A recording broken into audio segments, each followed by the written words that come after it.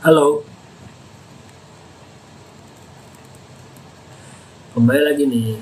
Kita ngobrol-ngobrol santai lagi di malam seperti biasa.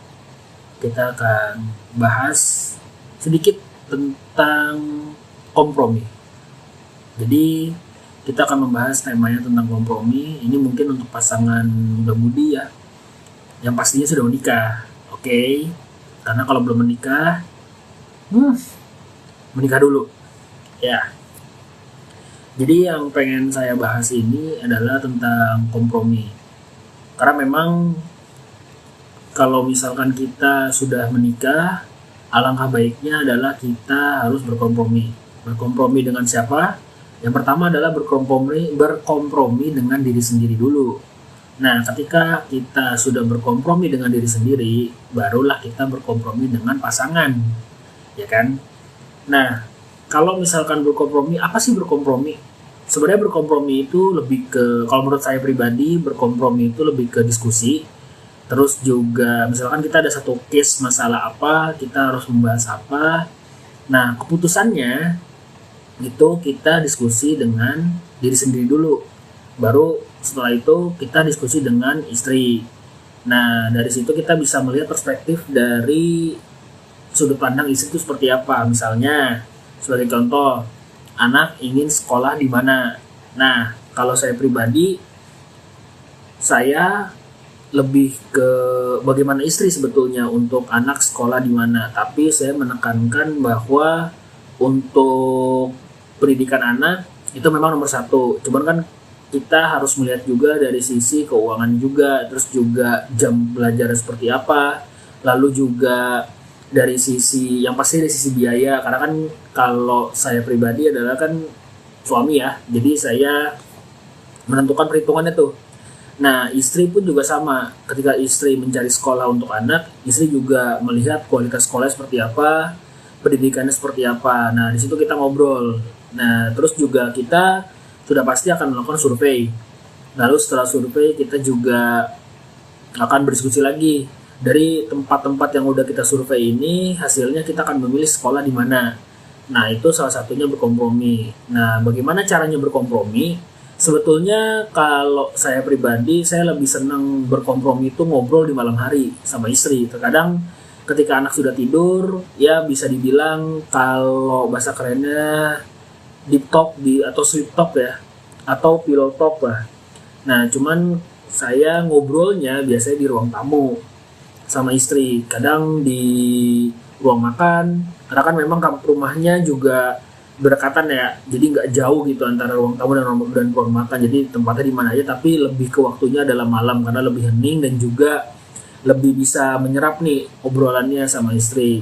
Nah, dari situ kita berdiskusi, misalkan dari sekolah ini tuh bagusnya apa, kurangnya apa, dari sekolah ini juga sama, bagusnya apa, kurangnya apa, lalu finalnya kita menentukan, oke, berarti kita sama-sama nih untuk memilih sekolah yang A. Nah, itu satu case untuk contoh berkompromi, misalkan memilih sekolah anak.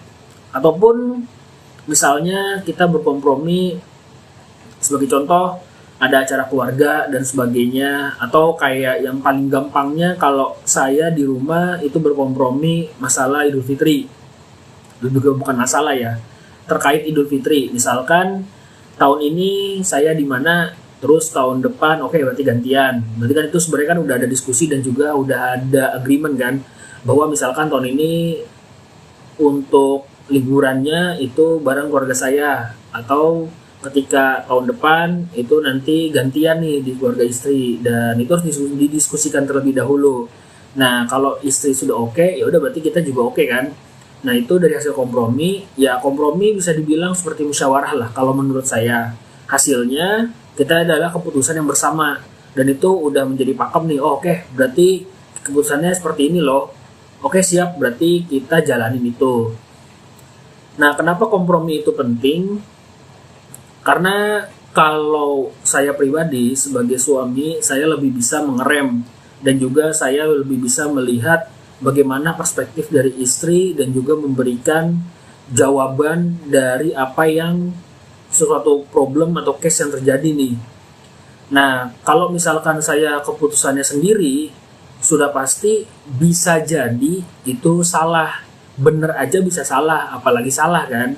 Nah makanya kalau misalkan keputusan bersama kan, kalaupun hasilnya salah, berarti kan yang nanggung bukan sendiri, tapi kan berdua. Dan itu yang menjadi apa namanya, apa ya, bisa dibilang menjadi komitmen kita bahwa ya udah tidak ada salah-salahan kan. Akhirnya karena kita sudah berkompromi dan sudah didiskusikan dan akhirnya sudah menemukan jawaban dan juga sudah sepakat. Nah itu sih. Jadi kalau pribadi dalam berumah tangga, kompromi penting, sangat penting, karena selain kita bisa menemukan jawaban dari sudut pandang istri, kita juga bisa menghargai istri secara tidak langsung, karena istri juga ikut terlibat dengan problem atau case yang ada di dalam dapur rumah tangga kita. Oke, mungkin itu aja diskusinya dari saya. Mudah-mudahan saya bisa konsisten untuk membuat video, karena ini lebih ke saya juga sharing dan juga belajar, dan terlebih saya juga ingin konsisten untuk membuat konten-konten yang bermanfaat.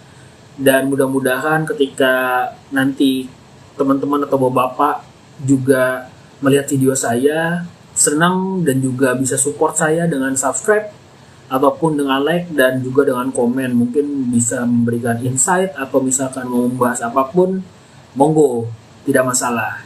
Sekian, terima kasih.